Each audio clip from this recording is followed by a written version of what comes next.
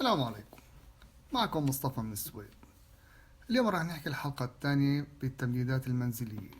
في عنا اليوم إنارة جهاز أو إنارة لمبة من خلال مفتاحين، مفتاح أول ومفتاح ثاني. كيف بتتم التمديدات؟ في عنا هالصورة، هي صورة توضيحية راح نحطها على جنب ونشوف مخطط لهالشي هذا.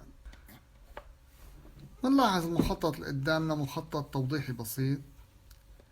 في عنا مفتاح تاني وجهاز إنارة، وهون في عنا الخطوط الرئيسية للتمديد. الحرف L بيعبر عن الفاز، BE بيعبر عن الحماية الأرضية، و N بيعبر عن خط النتر أو خط البارد. نوصل أول شي الفاز بالمفتاح. حكينا من المرحلة الأولى أو من الحلقة الأولى إنه ما بصير أبدا نوصل الفاز إلى جهاز الإنارة، لذلك بنوصل الفاز إلى المفتاح في البداية، والمفتاح بنوصلهم مع بعضهم. في عنا خطين واصل بين المفتاحين مشان يقلبوا مع بعضهم، E مع I و F مع J و K نوصله إلى جهاز الإنارة مع هو أو H، وجيا مع C. يبقى عنا خط الحماية الأرضي هو من B إلى L. لحتى نشوف التوصيلات صحيحة ولا لا نضغط على زر تيست، وبالتالي صار فينا ننتقل إلى المخطط الجديد اللي بيعبر عن كيفية مد الشرائط أو ما هي أنواع الشرائط وعدد الشرائط اللي بدي مدها بالتيب. بلاحظ في عنا هون اللوحة الرئيسية. دائما من اللوحة الرئيسية بنمد الخطوط الأساسية الثلاثة اللي هي خط الفاز وخط البارد وخط الحماية الأرضية. في عنا مفتاح أول وفي عنا مفتاح تاني، وهون جهاز الإنارة وهون المآخذ. من المفتاح أو بين المفتاحين في عندي خطين، وبالتالي الخطين الأساسيين بين المفتاحين إضافة إلى خط آخر هو خط الراجع من جهاز الإنارة. إذا أنا هون في عنا هون 3 خطوط. إذا خط 2 واصل بين المفتاحين، وخط ثالث واصل إلى جهاز الإنارة أو راجع من جهاز الإنارة. كم عدد الخطوط اللي بدها تمر هون؟ في عندي الخطوط الأساسية 3، لأن بده يمر خط الفاز إلى المفتاح هون إضافة إلى المآخذ. وفي عندي الثلاث خطوط، خط 2 اللي رايح للمفتاح أو اللي رايح اثنيناتهم للمفتاح، وخط الثالث واصل إلى جهاز الإنارة، وبالتالي صار عندي هون 6 خطوط: خط الفاز والبارد والحماية الأرضية، و3 خطوط، واحد للمفتاح واحد لجهاز الإنارة واثنين للمفتاح أو للمفتاح الثاني. لاحظوا هون أنا حطيت 6، وبالتالي اخترت نوع آخر من التيب. ما بصير حط تيب VB16 وفيه 6 خطوط، مجرد حطيت أكثر من 6 خطوط صار لازم غير التيب. الخط أو بين الموزع والمفتاح الآخر صار عندي 5 خطوط. شو السبب 5 خطوط؟ الخطين اللي حكينا عنهم الممتدين بين المفتاحين، إضافة لخط الفاز والبارد وخط الحماية الأرضي، والمآخذ بياخدوا 3 خطوط أساسية: الفاز والبارد والحماية الأرضي. يبقى معنا خط التمديد أو التيب الواصل إلى جهاز الإنارة هو فقط 3 خطوط، اللي هو خط الراجع من المفتاح أو إلى المفتاح، وخط البارد وخط الحماية الأرضية. بنشوف إذا شغلنا صح، بنضغط على زر تيست برو. إذا الشغل كله سليم. بنتابع طريقنا إلى الحالة العملية اللي هي طريقة التمديد الحقيقي أو الفعلي في البناء. في هون جهاز الإنارة، مفتاح أول، مفتاح ثاني، مأخذ أول، مأخذ ثاني. بنفتح الحالة العملية بالبرنامج.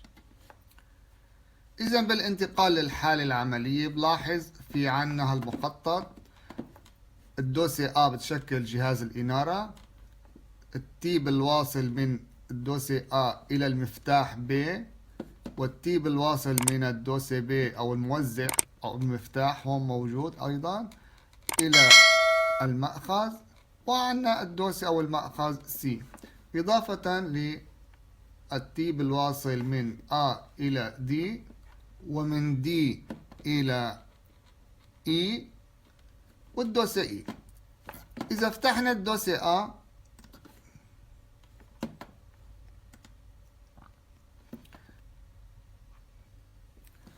بلاحظ أن الخطوط الرئيسية الأساسية الواصلة للموزع موجودة بالدوسة A، وبالتالي لحتى أقدر وصل إلى الدوسة B والدوسة D لازم حدد الخطوط الواصلة إلى كل من الدوسة B والدوسة D. فإذا ضغطت على الدوسة B بدي حدد عدد الخطوط. احنا قلنا انه عدد الخطوط الأساسية الواصلة للمفتاح هي 5 خطوط. الخط الأول اللي هو الخط الفاز، والخط الثاني اللي هو الخط البارد، والخط الثالث خط الحماية الأرضي، دائما موجودين هدول. بيجي عنا خط أو الخطين اللي هن ممتدين بين المفتاحين، رح ناخد واحد لونه أبيض وواحد لونه رمادي، وهن خطين ممتدين بين المفتاحين. نرجع للدوسي A ونشوف شو صار معنا. إذا صار عنا الخطوط اللي فيني هلأ وصلة مع الخط الكهرباء الرئيسية. نرجع للدوسة D أو للخط الواصل بين الدوسة A والدوسة D والمفتاح الآخر. 6 خطوط معنا بالحالة الثانية، وبالتالي لازم ناخد VB 20. ليش 6 خطوط؟ في عنا الخط الفاز اللي رايح للمآخذ، وفي عنا خط النتر أو الخط البارد، خط الحماية الأرضي، وخطين الراجعين من المفتاح الآخر اللي اخترنا واحد منهم أبيض وآخر رمادي، راجعين. والخط الثالث هو خط الراجع إلى جهاز الإنارة، على فرض إنه خط أو الخط الحامي خط الفاز آخذ جهاز الإنارة واصل للمفتاح الأول وليس للمفتاح الثاني. إذا الخط الآخر باخده أسود الواصل لجهاز الإنارة. برجع للدوسة A وبشوف التوصيلات كيف بدها تتم. لحتى نقدر نمدد هالتمديدات هون لازم نستعمل مساعدات للوصل بين الخطوط. راح نستعمل 3 مساعدات لنشوف تكفي هالثلاثة أم لا.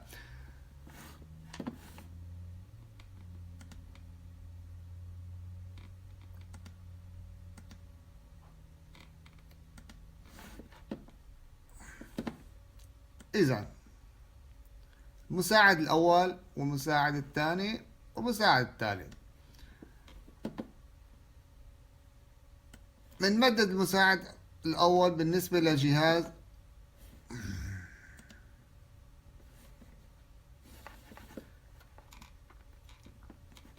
نستعمل هالمساعدات هذه بربط الأشرطة مع بعضها. في عنا خط الفاز الواصل إلى كلا الطريقين وليس إلى جهاز الإنارة، وفي خط البارد واصل إلى جهاز الإنارة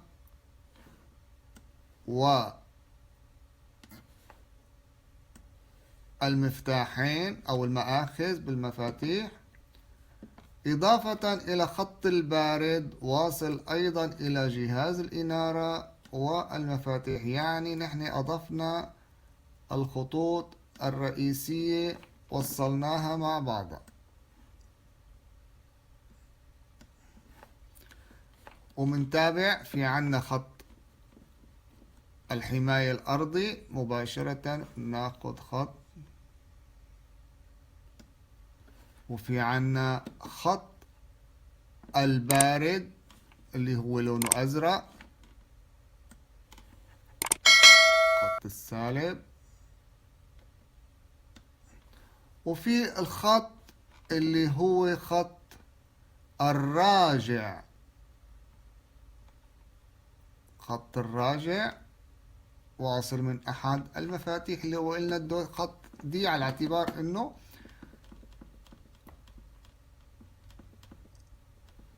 الفاز أخده من المفتاح بي.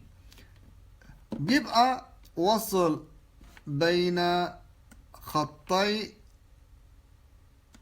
التماس، خطي العودة، خطي التمديدات بين المفتاحين، خط الرمادي والخط الأبيض، مثل ما قلنا اعطيناهم ألوان. منروح للدوسي بي ومنشوف الأمور.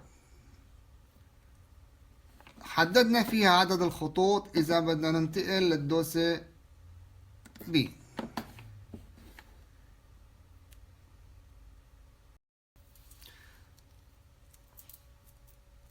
احنا قلنا انه المفتاح وبعده المآخذ بياخدوا دائما بالتيب الخطوط الأساسية. إذا ما في عذاب في للتيب الثاني الأخير، مجرد 3 خطوط اللي هو الفاز ولونه بني وبارد لونه أزرق وخط حماية أرضي لونه أصفر. بننتقل للدوسي سي. الوصل بسيط مباشرة، بنخلص من وصله هي ال اللي هو عبارة عن الفاز والخط الحماية الأرضي وخط البارد.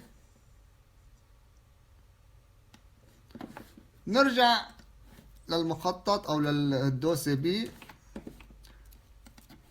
ونشوف كيف بدنا نوصل الخطوط. قلنا إنه الخط بي هو واصل إله خط الفاز، أو عفوا قلنا المفتاح بي هو اللي واصل إله خط الفاز وراجع الرمادي والأبيض. خط البارد بتابع إلى المآخذ، وخط الحماية الأرضي بيتابع إلى المآخذ، وخط الفاز أيضا بياخد من المفتاح. منتابع إلى الدوسي بي والدوسي A، ومننتقل للدوسي دي لنتابع شغلنا. حددنا الخطوط الأساسية بالدوسي بين A و D. ننتقل لدي، نفس الحمل، ناخذ الخطوط الأساسية للمآخذ، 3 خطوط هي الفاز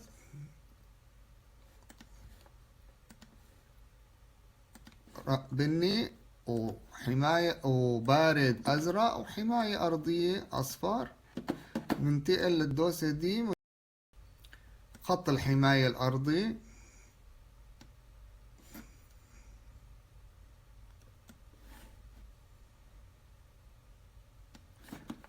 خط الفاز وخط البارد وخط الحماية الأرضي. ننتقل للدوسي دي،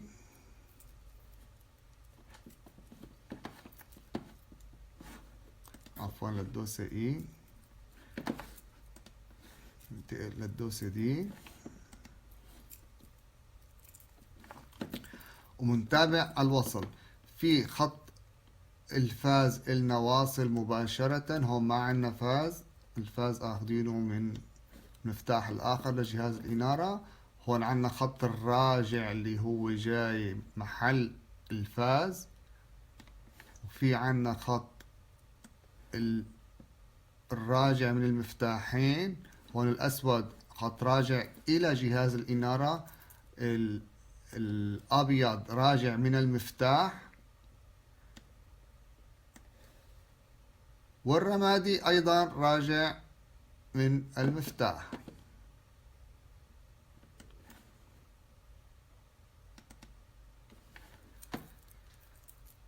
نحن بنرجع هلا حاليا، عفوا ما أخذ الدوسة دي، خط الرمادي ما أخذ، نرجع نوصله من جديد. إذا نرجع للدوسة